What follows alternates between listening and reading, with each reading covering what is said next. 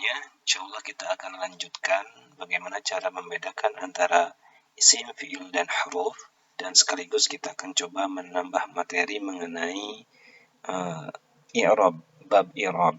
Nah, ayat yang akan kita ambil adalah lanjutan dari surat Al-Baqarah ayat ke-11 dan ayat ke-12.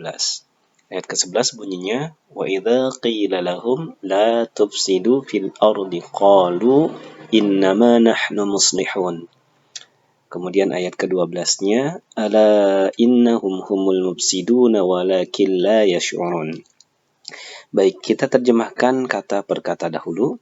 Wa idza, dan apabila, qila, dikatakan, lahum, kepada mereka, la tufsidu, janganlah kalian berbuat kerusakan, fil ardi, di bumi, qalu, mereka mengatakan, innama, sesungguhnya kami, nahnu, innama, sesungguhnya hanyalah, nahnu, kami, muslihun, orang-orang yang mengadakan perbaikan. Ala, ingatlah, innahum, sesungguhnya mereka, hum, mereka, al-mufsiduna, orang-orang yang berbuat kerusakan, walakin, dan akan tetapi, la yash'urun, tidaklah mereka sadar. Baik, kita akan coba bedakan mana yang termasuk kategori al-huruf, al-ismu, dan al-fi'ul.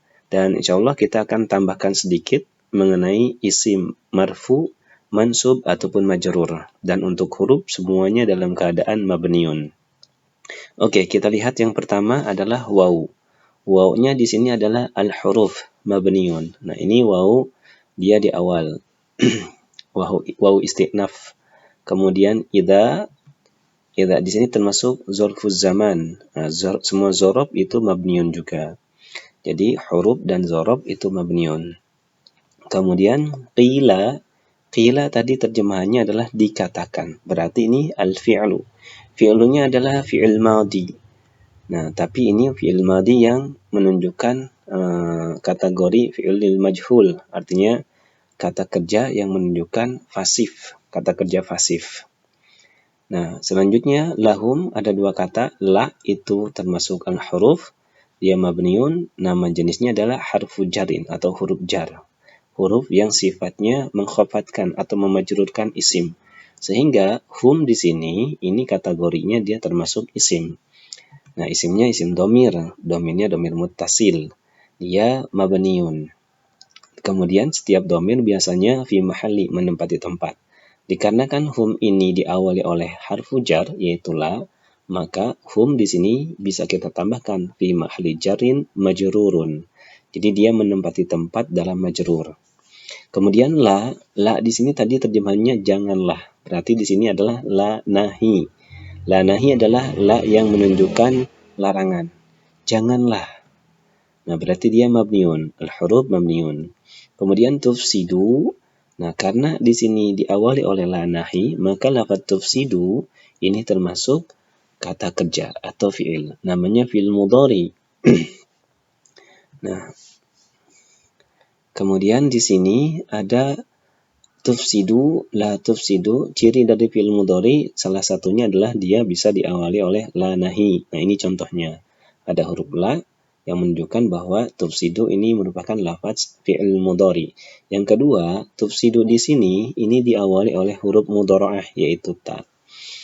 Kemudian selanjutnya fi ini harfu jar mabniun.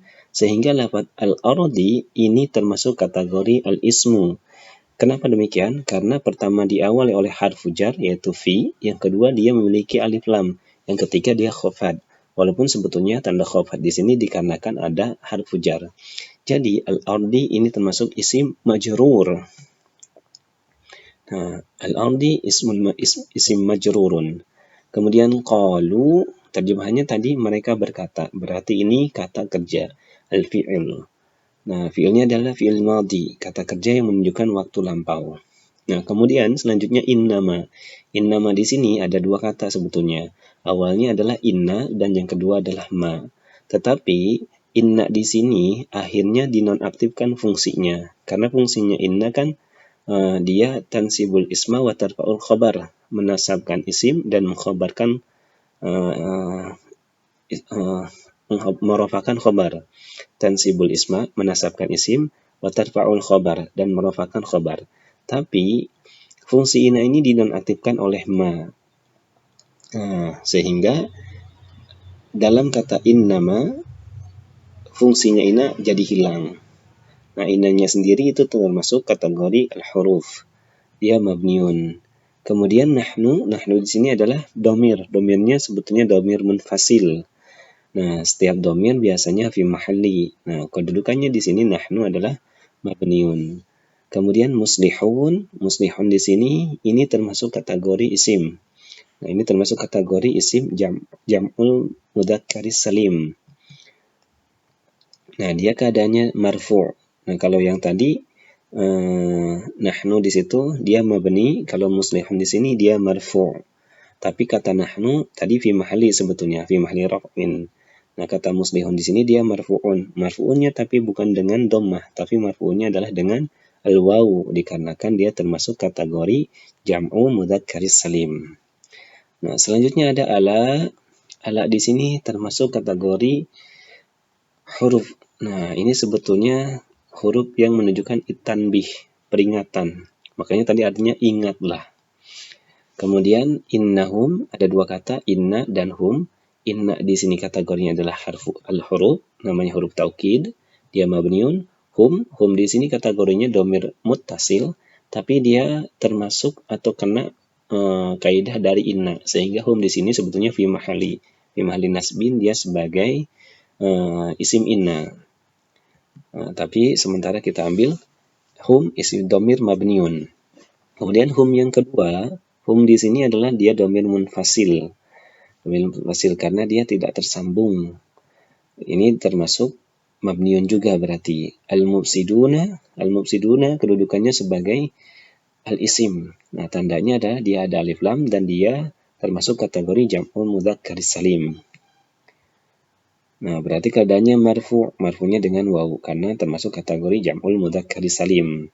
Kemudian walakin, wa di sini waw al-huruf atau huruf atfin, huruf atof. Lakin di sini ini kategorinya al-huruf. Nah, tapi lakin di sini menunjukkan istidrak, artinya pertentangan. Kemudian la di sini termasuk kategori al-huruf, tapi hurufnya namanya huruf nafi. Kemudian yash'uruna ini fi'il mudhari karena diawali huruf ya mudhara'ah. Nah, ini terkait bagaimana membedakan isim fi'il huruf di surat Al-Baqarah ayat ke-11 dan ke-12. Nah, mudah-mudahan nanti di video selanjutnya kita bisa mulai melakukan i'rab yang lebih panjang lagi, tidak hanya isim, fi'il, dan huruf. Demikian, terima kasih. Assalamualaikum warahmatullahi wabarakatuh.